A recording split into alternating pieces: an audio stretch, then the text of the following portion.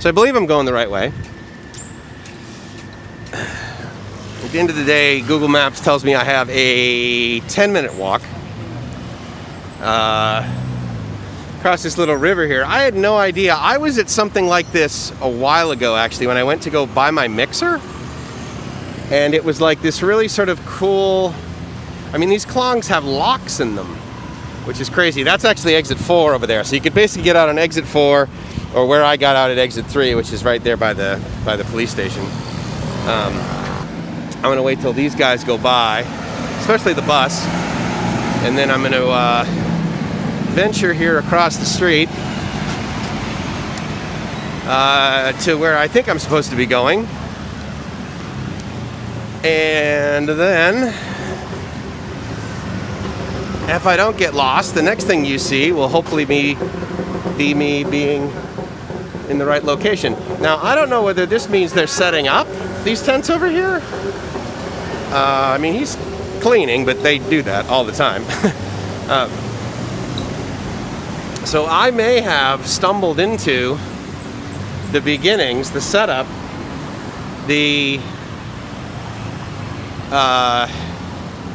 some degree of night market that occurs starting today, and that would be really sweet.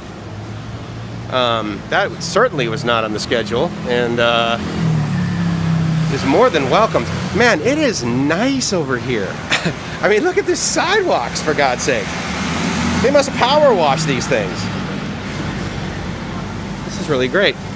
So, not quite sure exactly how far. Okay, so there's a market down that road, and then there's like the flower market, I guess, over here. She's got a ton of flowers. And so this is all new to me. You may know exactly where I am. You might be like, oh yeah, Mike, it's over by the flower place. Beautiful. So 350 baht for what looked like a dozen roses. I guess that's about right, you know. I mean, they're $9.99 many places in the United States. So, except of course on Mother's Day and Valentine's Day when they're 200.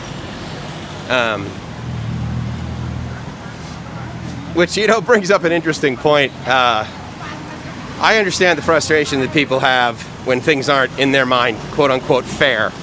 Meaning, the example that I was thinking of is that, so, you know, foreigners pay more than Thai people, right? Which I really do not care about. It is absolutely something that there is no way I'm going to have my life or have my feelings be negative or have my life be worse by actually paying attention to that. I will pay what I'm willing to pay, or I won't pay. And so far, when I've been acutely aware of what I'm paying for is more expensive to me because I'm a foreigner than if I'm a tourist, I so don't care. If I want to do it, I do it. And for me, that's just the way that I look at it. There's a part of me that thinks I've actually been to this area. Like I said, I think, anyway, regardless, I like it.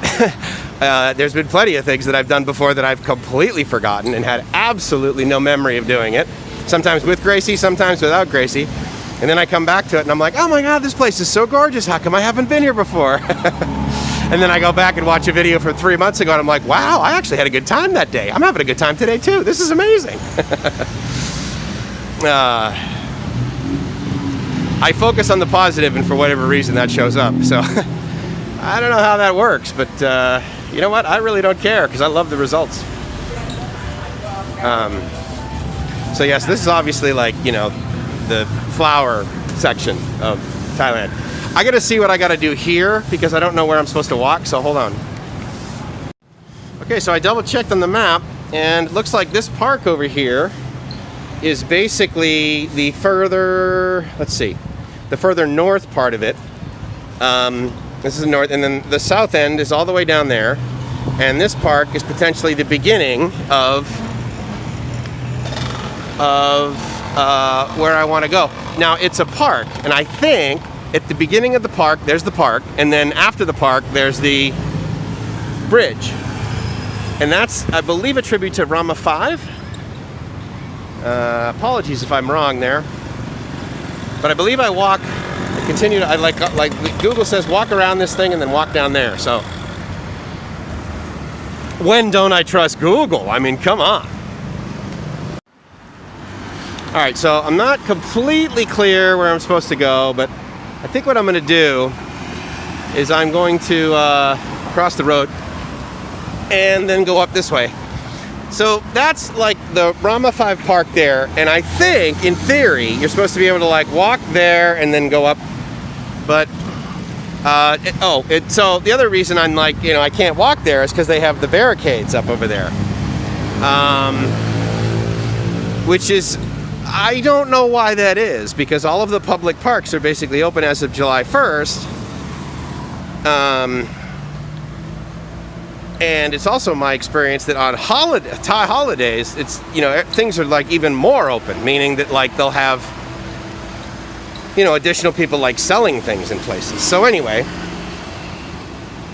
but as is the case, we're discovering this together. So that should be cool. There's a part of me that thinks that I'm walking too low and I should be actually like walking up on that bridge up there.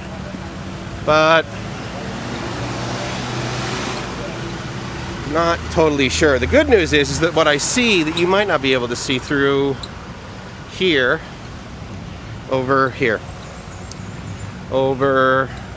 basically past these, right there is like some stairs going up there. So if I do need to get up there, then well, looks like I've got a solution for that once I get around this corner.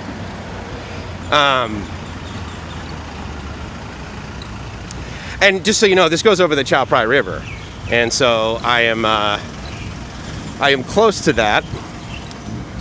And as we were walking up, if you didn't see it, that was Wat Po. There's Wat Po in the Grand Palace, which is over this area. Which many people actually, to get here, they take the boat, and I've done that several times. And it's it's neat, it's fun, it's romantic. It's like hanging out on the river. It's what Gracie and I did. We had a great time. And get right to Wat Po.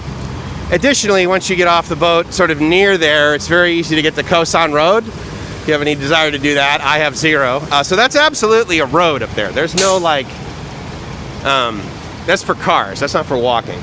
But since this is open, what I want to do is I want to walk up here, and I want to see, because this is basically the backside of the Rama 5 monument.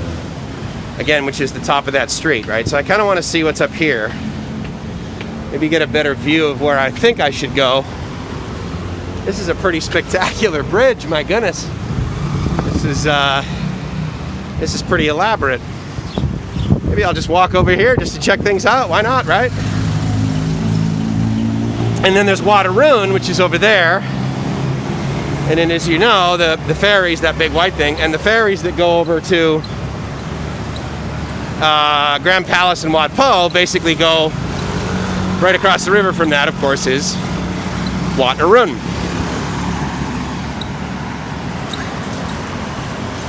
You see the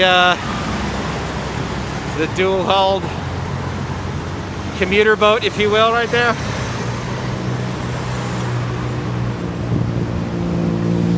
We'll get a look at that from this side. This will be kind of neat. If I do my correct James Bond skills, then what I'll be doing is I'll be running up to the center of this bridge just as the boat goes under it. And then, of course, I'll jump off as I fight crime so that I don't get nabbed by... So I had zero, basically, success. So what I figured out is that you come over to this park. Now, my phone has been dying, which is frustrating. But the cool part about this whole trip is that I'm sitting here. I mean, I made it to it, and I'll go over how I actually got here. But the cool part is I'm like, yeah, I'm kind of thirsty. Maybe I should go to 7-Eleven. Well, then I come over here, and the awesomeness that is Thai Bev is providing us with free water, which is the best kind of water.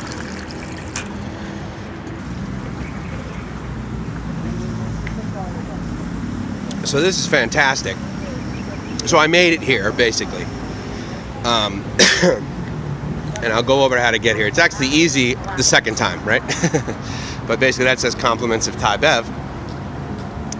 And they're providing this water, and it is cold, man. It is like ice cold water. It's just spectacular. So anyway, I don't see any QR codes, but I'll put my phone number here anyway. So I certainly don't mind doing that.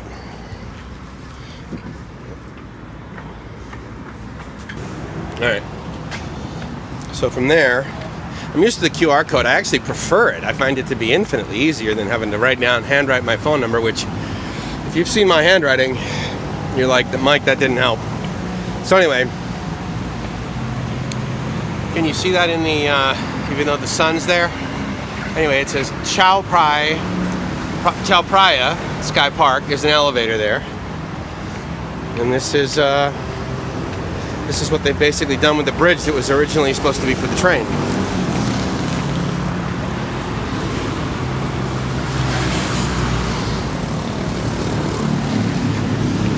We'll walk through this photo shoot.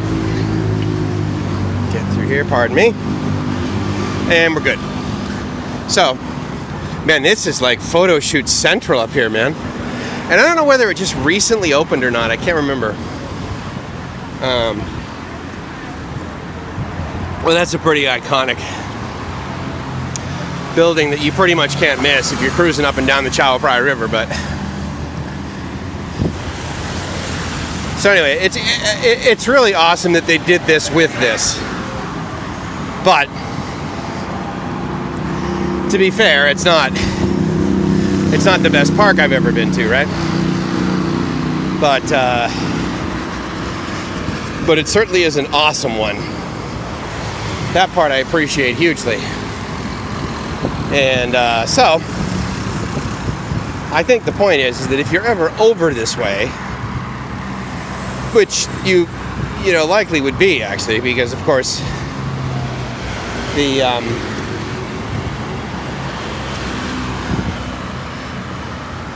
no, sorry, go ahead. Sorry. The Wat Po and Grand Palace is just way over that way, so you would likely be in this area.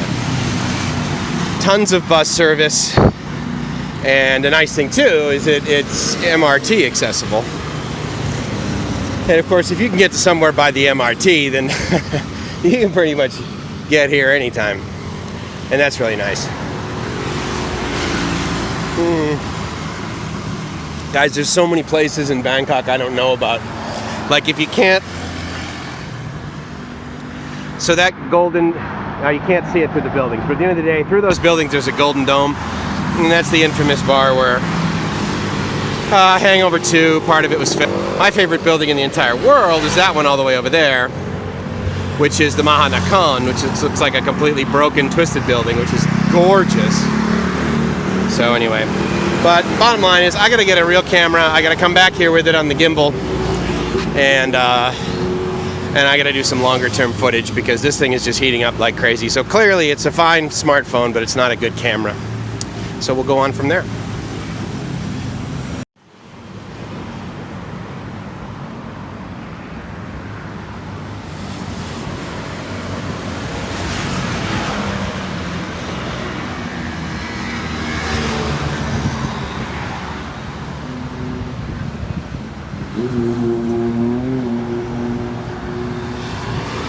I gotta tell you, man, Bangkok has 1,000,001 things to do on a regular basis. And, I mean, I get it. It's a big city. You hear a lot of white noise behind me. You hear a lot of cars. And you probably hear honking eventually. And, But look, that's part of any big city. But, man, there's so much stuff to do here. So many places to discover. And I mean, I never need to get on a plane and I never need to go to an island. And I could absolutely find something to do the next day here. And yeah, I mean, there's only a little bit of greenery available here, but man, if I want it to be quiet and I want to hang out in the bushes, all I got to do is take the BTS over to Lumpini Park. I mean, that's fantastic, man. Tons and tons of stuff to do. Looks like they have light rope in there too, so at night this might look kind of neat. BMA, the Bangkok Metropolitan Administration, is the one who basically designed, funded, and did this. And then, actually, I'm going to go back the other way. Oh, there's a basketball court down there. That's pretty awesome. That's a great use of real estate underneath the freeway. Make a basketball court, dude. And again, it's not the only city in the whole world that's ever done that. I mean, if you go to Imperial Beach, right, like underneath the Coronado Bay Bridge, Chicano Park is underneath there, and that's actually in pretty nice shape. Oh. Very cool. Absolutely. Man, I gotta tell you, I mean, look at this weather. I honestly think that COVID and the lack of cars has been one of the best things that happened to Bangkok and its weather, because it really cleared it out, and with any luck, my fantasy is that it stays this way. That's another thing that's very common, I find, in a lot of parks, is that everything is labeled. That's really neat.